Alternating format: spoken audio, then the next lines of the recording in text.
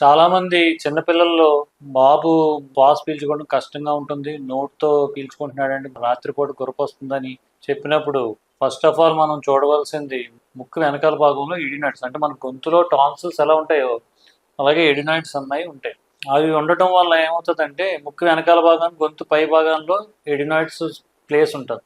ఆ ముక్కు వెనకాల భాగం గొంతు పై భాగం నుంచి చెవుకి ఒక కనెక్షన్ ఉంటుంది. దాన్ని స్టేజన్ ట్యూబ్ అంటారు. ఈ ఎడినాయిడ్స్ అక్కడ పెరిగిపోవడం వల్ల ఏమవుతుంది, ఎస్ట్రోజన్ ట్యూబ్ మూసుకుపోవడం వల్ల ఆ ప్రెషర్ డిఫరెన్స్ వచ్చేసి కర్ణబేరు వెనకాలకి నీరు చేరిపోవడం, కర్ణబేరు వెనక్కి నీరు చేరిపోవడం వల్ల వినికిడి తగ్గడం ఇవన్నీ జరుగుతాయి. సో అలాంటప్పుడు వెంటనే పిల్లలకి రికరెంట్గా కోల్డ్ రావడం, ముక్కు మూసుకుపోవడం, శ్వాస పీల్చుకోవడం కష్టంగా ఉండడం, రాత్రిపూట గురక రావడం ఎన్నిటికి సంబంధించి దేనివల్ల అంటే ఎడినాయిడ్స్. వెంటనే ఈఎన్టీ సర్జన్ దగ్గర తీసుకెళ్తే ఒక ఎండోస్కోప్ ముక్కులోంచి ఎండోస్కోప్ వేసి అసలు ఎడినాయిడ్స్ ఏ స్టేజ్లో ఉన్నాయన్నది చూస్తారు. ఎడినాయిడ్స్ గ్రేడ్ 3 నుంచి గ్రేడ్ 4లో ఉంటే మాత్రం ఎడినాయిడ్స్ సర్జరీ చేసి తీసేయవలసింది.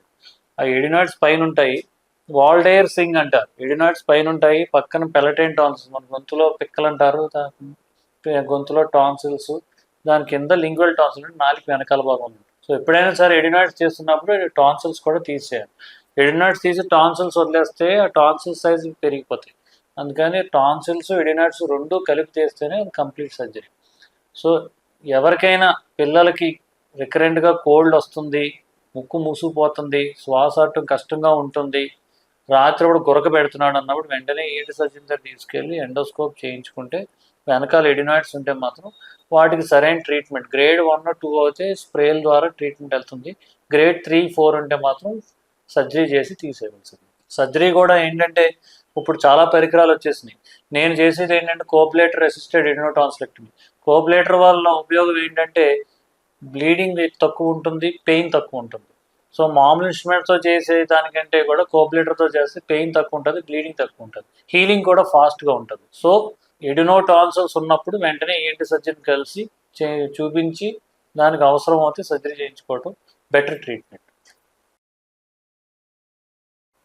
చాలామంది పేషెంట్స్ గొంతు నొప్పితో వస్తారు. గొంతు నొప్పితో వచ్చినప్పుడు ప్రతిదానికి యాంటీబయాటిక్స్ రాయడం అన్నది చాలా తప్పు. గొంతు నొప్పి దేని వల్ల వస్తున్నదో మనం ముందు చూసుకోవాలి. గొంతు నొప్పి కారణాలు చాలా ఉంటాయి. ఒకటి టాన్సిలైటిస్, టాన్సిల్ ఇన్ఫెక్షన్ వల్ల ఉండొచ్చు.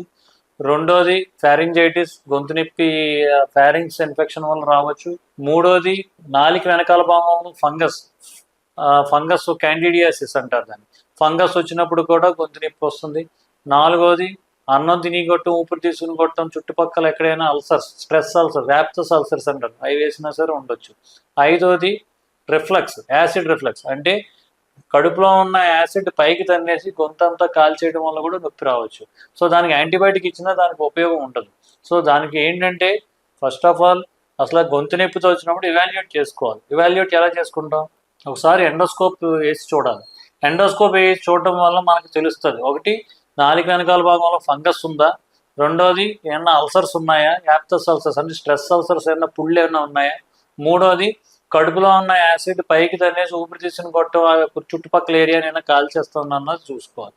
అలా చూసుకున్నతో దానివల్ల మనకి ఏంటంటే ఒక డయాగ్నోసిస్ వస్తుంది. అదే ఇన్ఫెక్షన్ ఉందనుకోండి యాంటీబయాటిక్స్తో క్లియర్ చేయొచ్చు. ఫంగల్ ఇన్ఫెక్షన్ ఉన్నప్పుడు ఫంగల్ ఇన్ఫెక్షన్కి యాంటీ ఫంగల్ పెట్టి క్లియర్ చేయొచ్చు.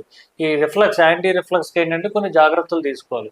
ఆ జాగ్రత్తలు ఏంటంటే టైంకి తినాలి, తినేటప్పుడు నెమ్మదిగా తినాలి, పులుపు కారాలు తగ్గించి తినాలి, తిన్న వెంటనే పడుకోకూడదు, మంచినీళ్ళు ఎక్కువ తాగాలి, ఆకుకూరలు ఎక్కువ తినాలి, టీ కాఫీలు తగ్గించడం మంచిది. పడుకోలేనప్పుడు ఎత్తులో పడుకోవాలి, 2 దిండులు తల కింద, 1 దిండు భుజం కింద. దానివల్ల ఏంటంటే మెడ నొప్పి రాదు.